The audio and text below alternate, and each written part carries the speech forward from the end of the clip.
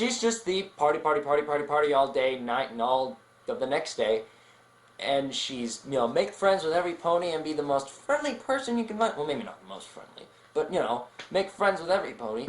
And yet still being a bit of a prankster, a bit of a bit rude at times. Maybe not intentionally, but still a bit rude. And really, she really shouldn't be my favorite, because honestly, I prefer the unicorns of the main six, like Twilight and Rarity. And yet she's written like such a nut. She's just hilarious the way she's written. Like, oh yeah, good morning, Ponyville.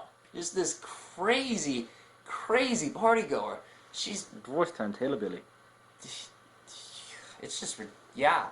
She's just ridiculous at times. She's just ridiculous and hilariously fun. And Octavia, on the other hand, she's the character that I should definitely like a lot more. Because she's the type of character that she's like what I want to be. I mean, she's not what I am. I mean, I'm only 16 and I'm living in, Florence, Oregon. I mean, give me some credit. Give us a break. But, beyond that, she's of high society.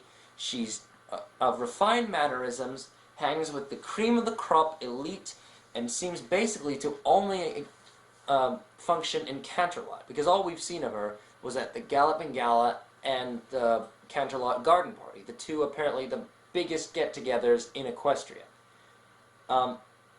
And the way she's usually written is just as that.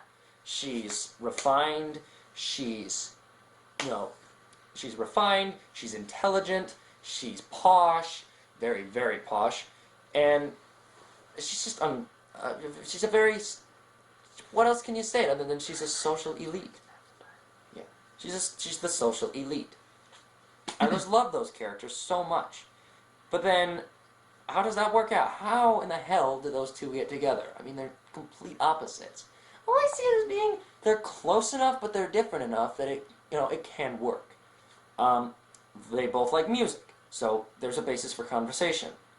And, the way I look at it with Vinyl is that she kind of likes anything that gets her head bumping. Most people say she's just sort of in the dubstep, techno, electronic, whatever.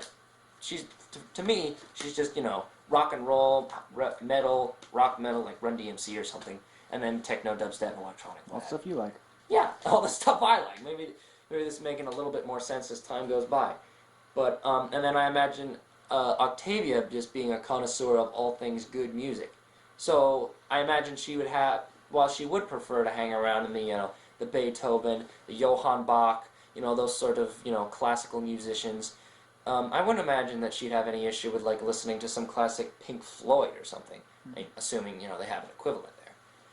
And there's your basis for conversation. And then the difference, they can help each other with their problems because they're different enough. Vinyl can help Octavia open up a bit more, help her loosen up, stop being such a stuck-up, posh prick. She can, she can talk her around, bring her out to the nightlife, and get her to be a bit more open. And then with Octavia, because she's more refined, maybe get Vinyl to calm down a bit. Cool her drinking problem, cool her, if you really want to get in the risque bit, which I really don't like, but some people often do, describe her as being a bit of a constant one-nighter. And some people even write her as a drug addict, just basically the typical, risque partygoer. And Octavia can help with that. She's intelligent enough and she's, sophisticated enough to, get Vinyl through tough times like that. So they're close enough that they have basic conversation, different enough they can help each other's problems. And that's one of the big issues that people often have with the pairing. Like, how in the hell could a DJ get with a first-chair cellist, for the Canterlot Elite? And that's what makes it so interesting to me. That's one of the how they get together. Not the thing that gets them interesting, but one of the favorite parts for me, for any Octavia and Vinyl shipping, is how they got together. How did they meet? How did they get to be in a relationship? Like, as an example, with my favorite story, Allegrezza. I know I say that I don't really read shipping as a basis, but Allegrezza is my favorite story, period, in the FimFiction network. It's funny, it's heartwarming, it's interesting, it's comedic, and I don't want to go too much into it, but it's just a great story. And it writes, the way they meet, Octavia, she's got a drinking problem, and the place she was performing at doesn't have the drink she wants. In fact, they're not even serving anymore. So she goes around. She finds a bar, and Vinyl's performing at the bar. She gets her drink. She gets drunk, and then Vinyl brings her back to her apartment because she's nice, and things go on from there. And that's an interesting way to meet. I'm always curious as to how that's going to end up. So yeah, for the people who say, oh, this ship would never work, there's no way this will actually work out. Read it and see if it does. Yeah, that's why I agree. There's no way in the real world this would work out. So how does it happen? That's always the hooker for me. That's always the hooker? The hook. That's always the hook, the hook, the catch. That's always what I'm looking for when I read their stories. And now I've gone on long enough, Jamie. What about you? Do you have some characters that you definitely preferred? I mean, you mentioned Dash, but is there any particular one? Well, it's not just the fact that Rainbow Dash is my all-time favorite, like yours is Octavia and Vinyl. Yeah. Ever since I read My Little Dashie. Oh, bless their souls.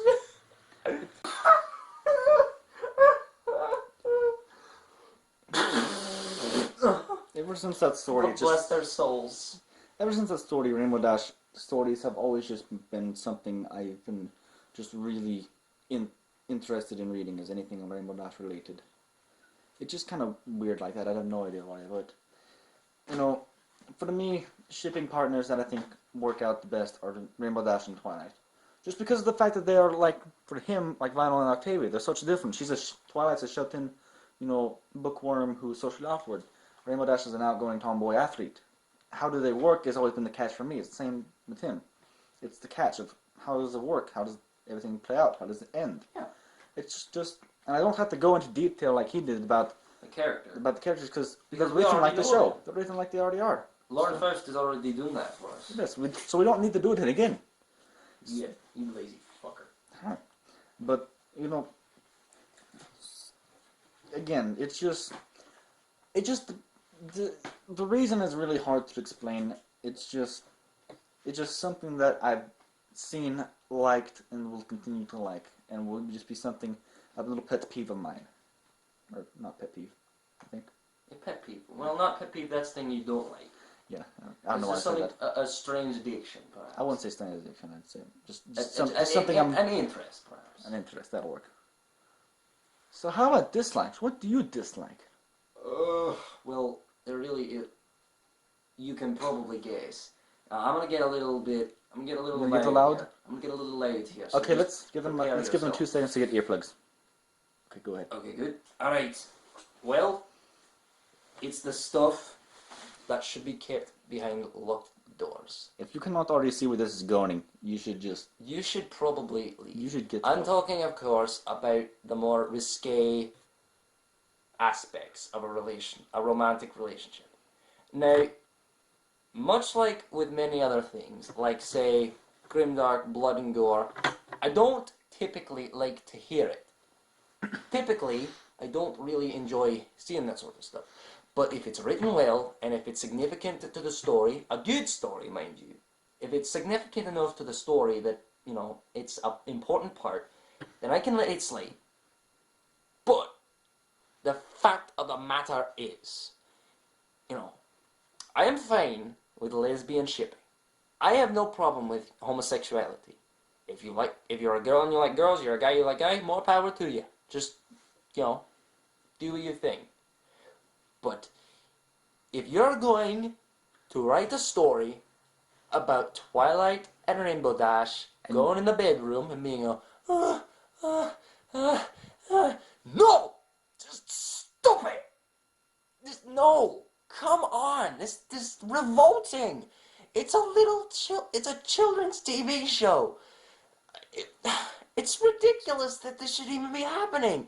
I mean, how socially awkward do you have to be to not understand that you don't write a story about a cartoon character banging the other one's brains out? I mean,